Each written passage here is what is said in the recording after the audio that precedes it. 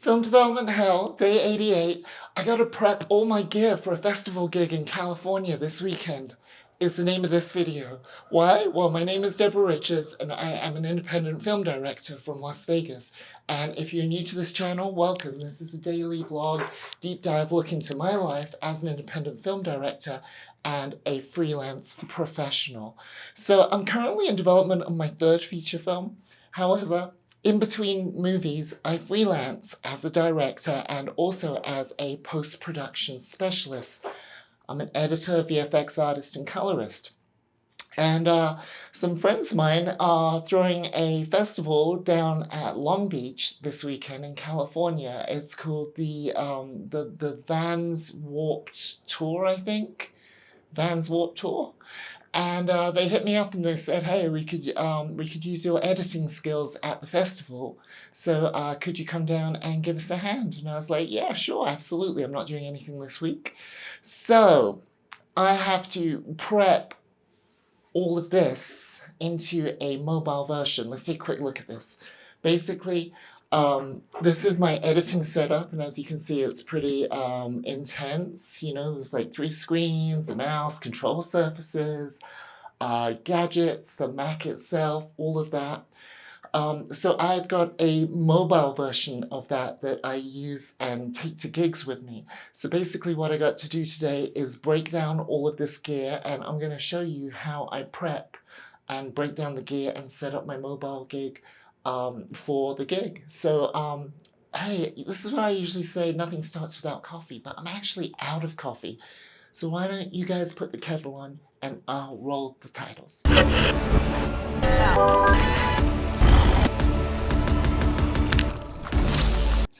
Okay guys, so the way I like to approach this is I literally like to take what I need for my mobile setup, break it down, take it apart, and actually go set it up on my kitchen counter. And the reason for that is if I can make everything I need work on my kitchen counter, then I know I haven't forgot anything and I pack everything from there. The very first thing that I'm going to do is actually just give everything a quick dusting and clean everything because it's kind of dusty. And once I've got everything clean, then I'm just going to check on my computer that all of the software that I'm going to be using this weekend is totally up to date. So I'm just going to get that all banged into shape and then we can go on to the next step. I forgot to mention as well that usually while I'm updating my software and everything, I make sure that my computer is as empty as can be. So I clean out the trash. I make sure I've got no big projects like on my desktop or anything crazy like that. And another thing I like to do is also do this disk utility and just go through each one of my drives, go to first aid, and run a first aid diagnostic because it will make sure that everything is just working absolutely crispy and there is no problems with my computer. And if there are any problems with my computer, it should fix it. It should only take a couple seconds. There you go, operation successful. Now I can go on to the next partition or part of the drive and do the same process again. And I'm just going to do that for each of the drives in the left-hand side of that menu so that I know my computer is at absolute optimal performance. So I'm going to make sure everything is charged. I'm going to make sure that all of my software is updated, and then I'm going to start breaking it down. Okay, I just gave everything a quick little dust down and stuff. So now I'm going to start pulling the components that I need, and I'm actually going to pull them in the order that I need them. This will all make sense in a second.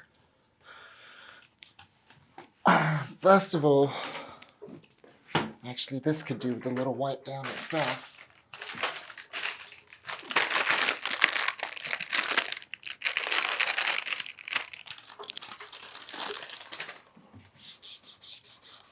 What kind of editing am I doing at this festival? That is a great question. I've actually worked a bunch of different festivals over the years.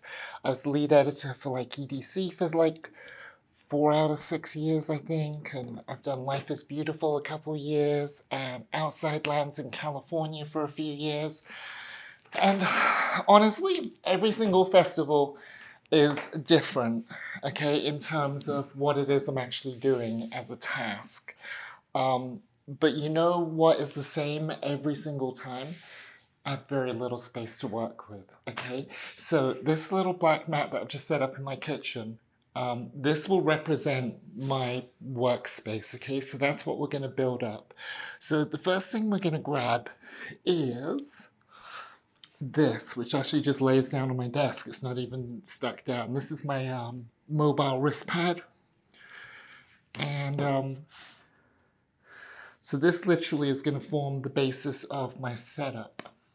So, but to give you guys some idea of the different kinds of editing that I've had to do at festivals, honestly, it's ranged from things like, let's see, from really mundane and boring stuff, like actually trying to archive artist performances because it's in their contract that they get a copy of their performance and they're always eager to see it.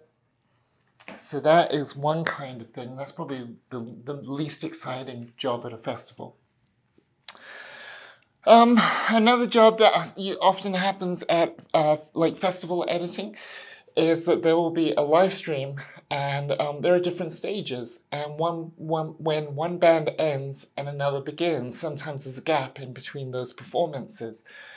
So what they'll do on a live stream is they'll actually have like an ENG crew, an electronic news gathering crew, like like a small crew that is like run and gun, and they'll run around the festival and they'll do like a little story piece about this stage or this act or whatever it is, and those have to be edited to fill in those gaps in between the stage performances.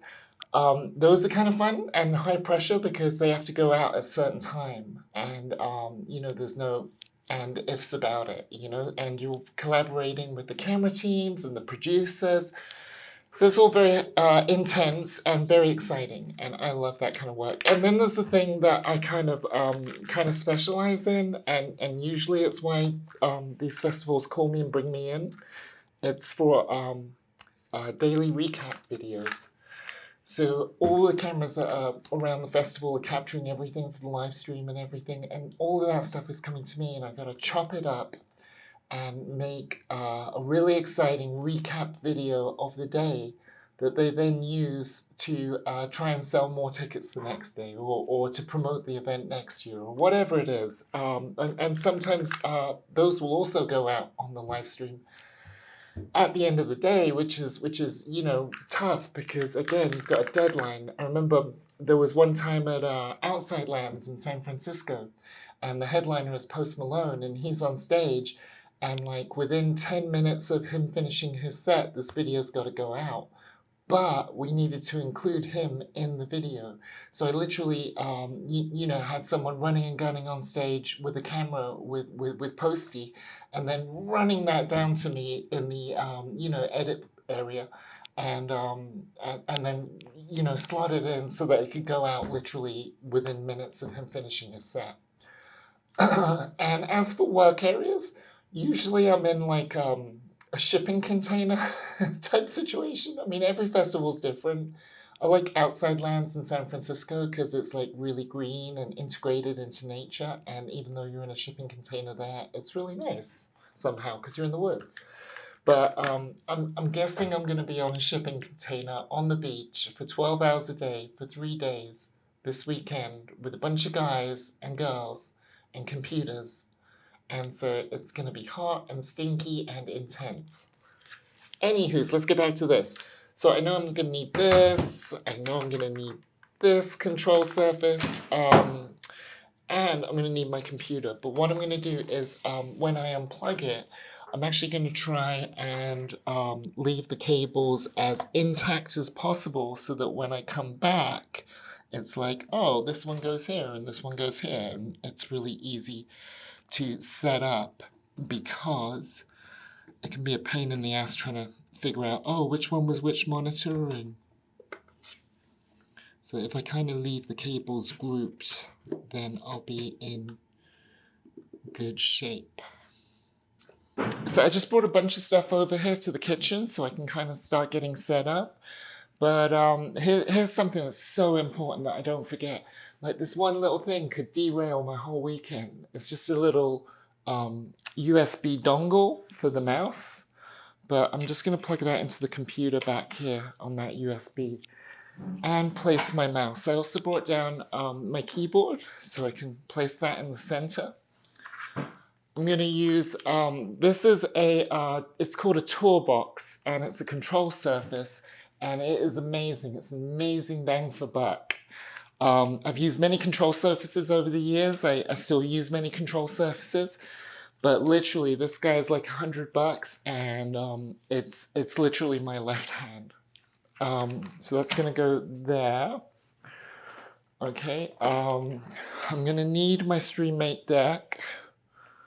So let me see if I can kind of, I don't know how I'm going to want to position this, because I'm going to actually change it up from what I usually do.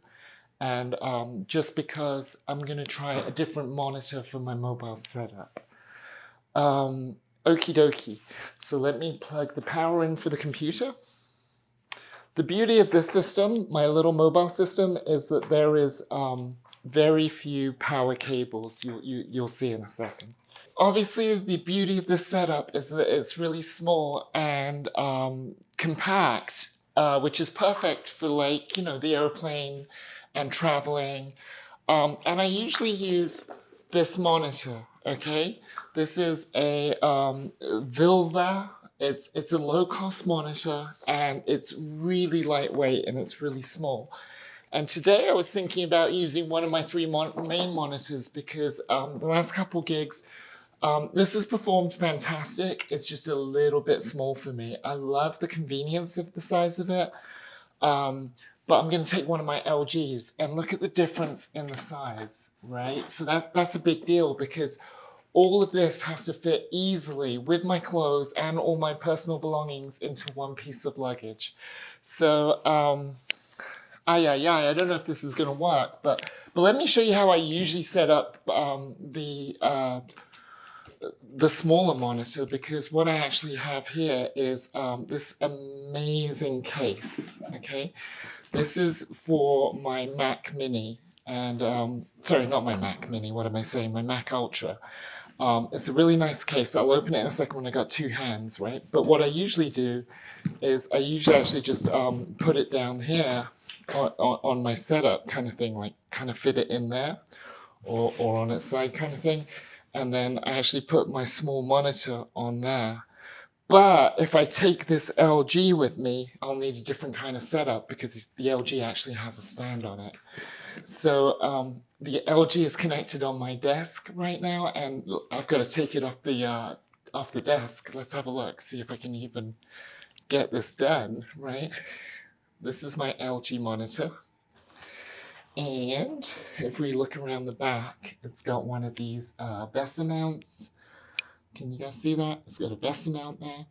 So I've got to get the screwdriver and take those out and see if I can figure out a easier way of transporting it, because the size of that box, I don't think that's going to cut it. Okay, I managed to get the monitor off the VESA mount. It's really, really lightweight, and it's going to be perfect for this gig. It has a stand, so I got to figure out, let's see if I can figure out the stand. I got to figure out not only how to put it together, but more importantly, how to take it apart. It's got a little screw in here. Now, this is exactly why I set this up in my kitchen instead of just packing it from my desk. If I just packed everything from my desk, I wouldn't have known there was a screw in there. And the importance of that is I know to pack a screwdriver. I won't pack a screwdriver. I'll actually pack a Leatherman, a multi-tool. But I wouldn't have thought to pack a multi-tool for my editing setup if I didn't know that. So this is why we do this.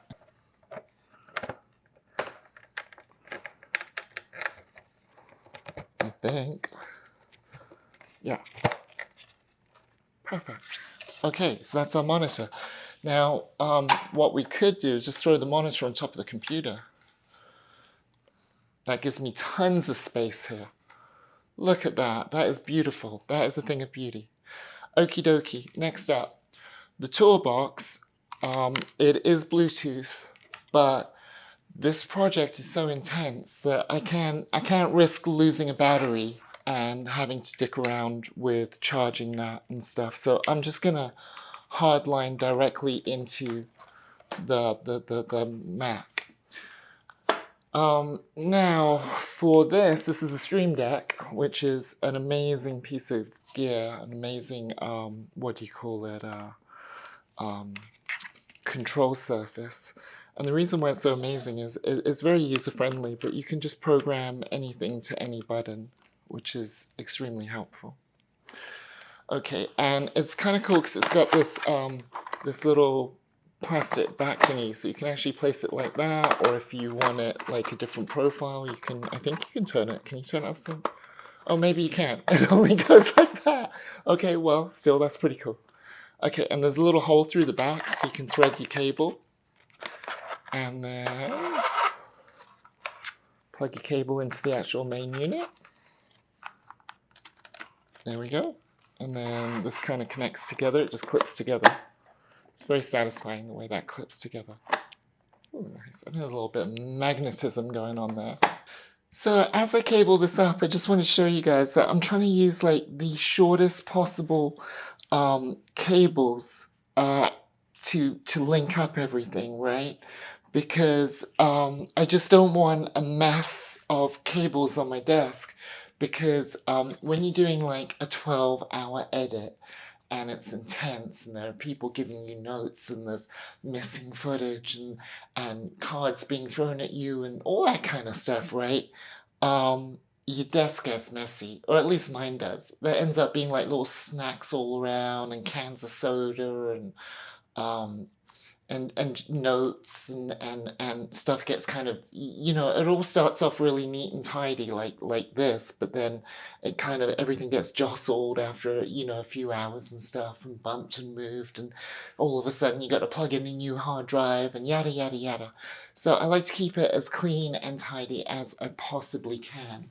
I'm gonna hook up the HDMI for the monitor, but it's such a short distance because it's just going to go from there to like whoop to there. I don't have a short HDMI cable, but this one is very, as you can see, thin. So I'm going to use that, and I'm just going to connect that up.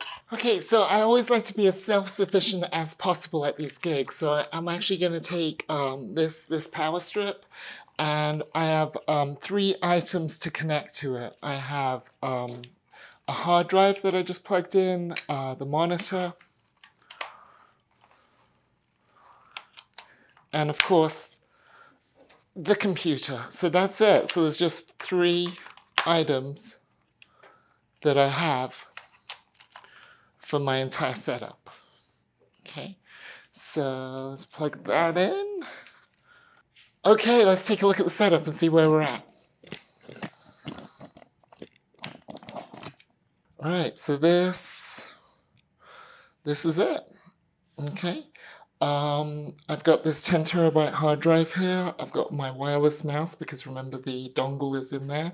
The keyboard is wireless. So the first thing I've got to do now is just make sure that I can turn on what I have, and that all the power and all the cables and everything is working correctly. So let's fire it up. So this is why I test it and turn it on. I guess that HDMI cable that I liked because it was so skinny, I guess it was too skinny because it wasn't getting a signal through to the picture. So I had to grab this other HDMI instead. Let's try this one. Hopefully we should get a signal right away to this monitor. Hopefully. You tell me, is it on? Cool, it's on. So this is basically the setup, but like I was saying earlier, there are 2 items that are still wireless. There's the mouse and the keyboard. And what I need to start doing now is making sure that I have all the extra things that I need to make this system work. Because, for example, if the keyboard dies and like there's no power, or the mouse dies and I gotta charge it, then I need cables for those. So let me put those aside, and I'm gonna start making a little stockpile of all the things I need in addition to this. Let's go through the essential items that I need in addition to my little edit workstation. First up is my headphones. I use Bluetooth headphones. I've got some Bose headphones. I've got a jack to jack just in case they die, and I've also got a USB charger in there as well so that I can charge them. Check. Next up, the Leatherman, I was saying, the multi-tool Leatherman. This has memories. I bought this at, I think, Film Tools in a film school trip to LA once. So that's my Leatherman. Next, I need a CF card reader in case they need me to read data. Oh, you know what I forgot? I need to get my other card reader as well in case they have like macro cards or anything like that from a drone. Okay, got my other card reader. This one actually has an SD card, a CF card, and a micro SD card. I don't need the CF card because obviously I have this card reader and this is a CF fast card reader. And I don't need the SD card reader because I have that slot on the front of the Mac, but I do need that. Sometimes drone pilots at festivals or whatever might have some quick footage that they need me to ingest, and that's the key for that.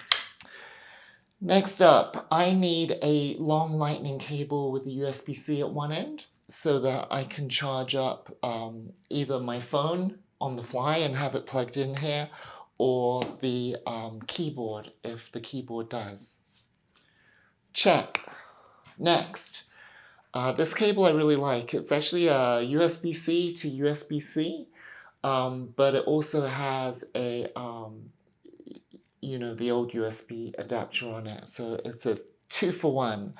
And I can use this to charge up my mouse because it's USB-C if the mouse dies. So I've got that. Check, very important. Next up, these are just like little extenders. This is for USB-C, this is for just regular USB, and I need these just in case, okay? And last but by no means least, this is my edit pig, and every time I complete a task when I'm out mobile and editing, that way the team knows there's something for show and tell. Okay, so that's it. It's pretty mobile, right? It's pretty nifty. There's even a spot there that I can put my phone with any notes that I have. And then these are the extras that I need to pack. And then I have this cool keyboard case. This is for the control surfaces. And then this one is for the Mac itself. I'll open them up and show you what they look like, because they're really, really good. Okay, first of all, the Mac Ultra case, it's super cushioned in here. It's got this cool little flap so you can keep some cables in there. It's made by a company called Soco, and then it's got this cool little pocket thing in here as well.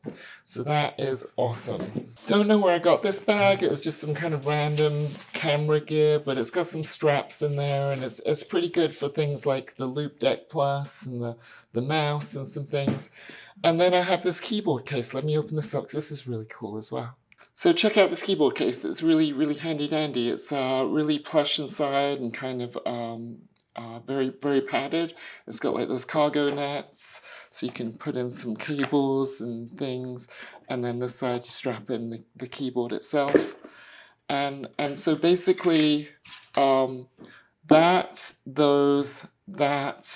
and all of that fits into one case, one travel case. So that, guys, is my mobile setup, and we can see the cables around the back. I mean, minus the power, it's pretty contained. It's pretty contained. So just to go through this all again real quick, I've got my armrest, I've got the pad that kind of delimitates my area, the wireless keyboard, the toolbox, the StreamMate, my lucky edit pig, a 10 terabyte hard drive, Loop Deck Plus, and the mouse, wireless Logitech mouse.